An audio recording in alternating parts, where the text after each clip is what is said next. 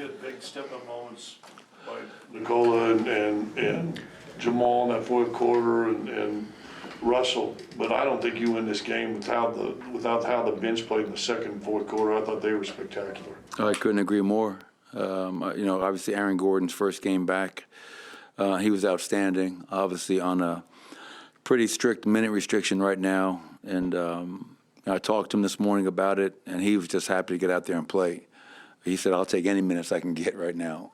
And for him to go out there, go 6 of 7 from the field, 6 boards, 13 points. Peyton, again, closed the game. I thought his defense, the multiple efforts that he's making, knocking down the open three. DJ's been really good for us. 6 and 5 in 9 minutes. What more do you ask for? And it was a weird game, but what I'm most proud about, Scott, is that our guys, I believe we lead the league in double-figure comebacks.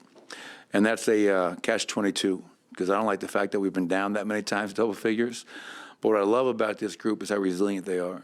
We get down, we stay the course. There is no panic, there is no whatever. We just stay the course, we find a way, we try different guys, we find something that works. And, for us to hold that team to 12 points on 24% in the fourth quarter. And what really helped that, too, is only having 1 turnover in the fourth quarter. So that kind of keeps them in the half court. So didn't like the start, but I love the finish, and that's all that counts. You guys just want to test yourselves a little bit more with 2 different double-digit comebacks this time? No, the plan was definitely not to come in and get down by as many as 19 points, but give them credit. They came out very aggressive, and they were into us, and we were having a hard time scoring. And then that second quarter, as Scott mentioned earlier, that bench got us back into the game, and we couldn't believe we're down 3 at the half. And then with, I think, around 4:40 to go in the third, we're down by 19 points. And it was just a matter of staying the course. I thought Jamal Murray, you have to give him credit for what he's battling through, and I thought he played really well in that second half. Russell Westbrook was just incredible. Nikola makes things look so pedestrian, but we know that they're not. So a lot of guys stepped up, and that's what you need to get a good road win against a team that had won 2 in a row. How do you watch Nikola, Jokic, Watson adjust during the game? Well, we knew that they were going to double team him in the post. We walked through it, we talked about it. They did it last time, and very effective in terms of taking the ball out of his hands, making somebody beat you. And then so he knows that, and so all you need is an active cutter. How many layups did Russell Westbrook get tonight?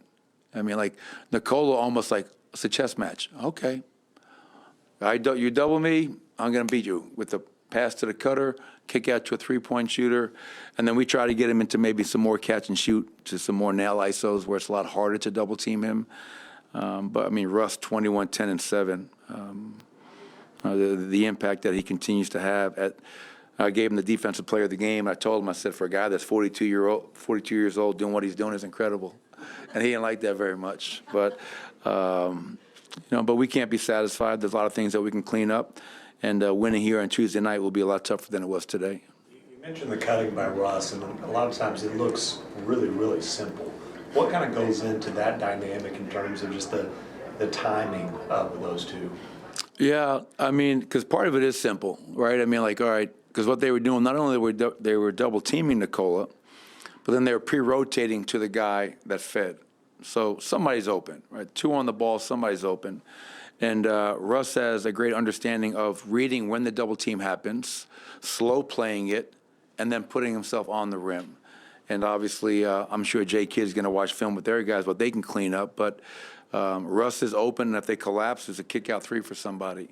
Obviously, you win a game, and we could not make a 3 tonight. We only made 7, 22%.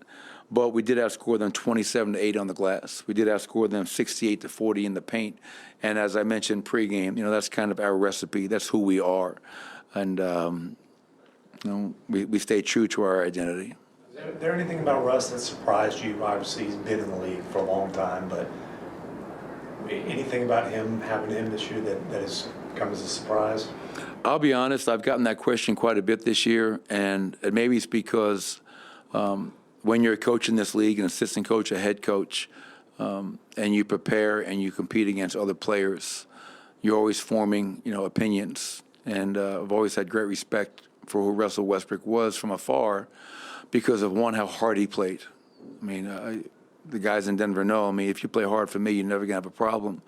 How competitive he was, how tough he was, the edge in which he played with. And we can sit here and talk about the numbers with Russell Westbrook, but I think what's just as important is all the intangible qualities he's brought to the table that have had a profound impact on that group. And he's coming to a group that's won a lot of games, but he's just been he's just fit in so seamlessly, both on the court, off the court, and all the things that you hear. Like when I met with him this summer, this is a Russell Westbrook that I can coach. He's coachable. He wants to win. He hates to lose. And he's a willing leader because he sets the tone every single day. Like some guys try to do it, but they can't sustain it. This is how he's wired. It's just his who Russell Westbrook is, and we're fortunate that he's in Denver and helping us win. And I think 12-5 in our last 17 now. So hopefully we can continue that going. You talked throughout the years about you need more voices in the group, in the team, peer to peer. Impressed how DJ and Russ, now that he's doing it, because even in this game, DJ's not afraid to get on anybody either. No, I mean, and two 17-year vets have been doing it for a long time. And, I've often spoke about DJ's impact on this group. And, you go back to the finals run when he wasn't playing, and he was unbelievable in practices. He goes, let me be the center on the scout team. Let me be Bam Adebayo. I want to help this team. And most veterans, man, they take that as like an insult. Oh, I'm on the scout team? That's what you think of me? And DJ and Ish and the guys that we had, they were like, whatever's going to help this team win. And that speaks to DJ's impact. And you're right. When our guys can hold each other accountable, police each other, then you know you have a special team that's got a chance of doing special things.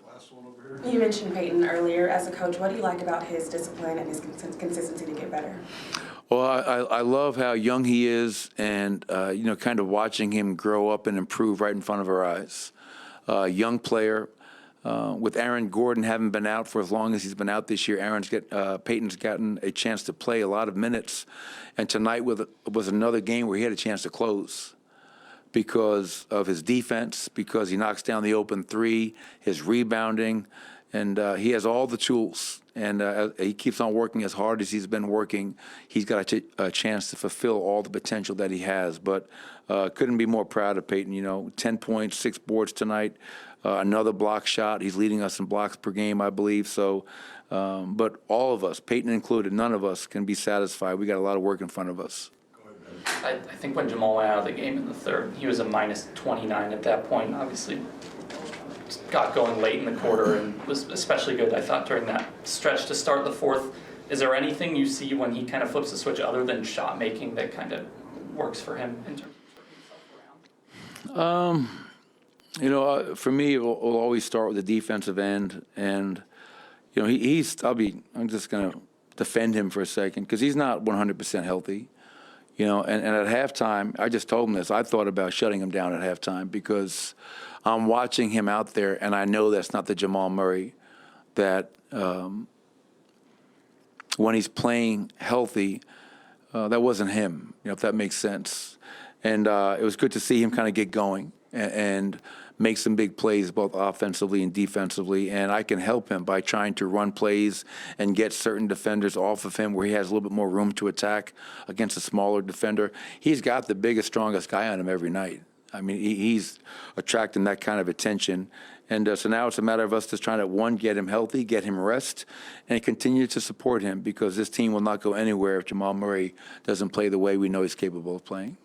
Coach. Appreciate it, everybody.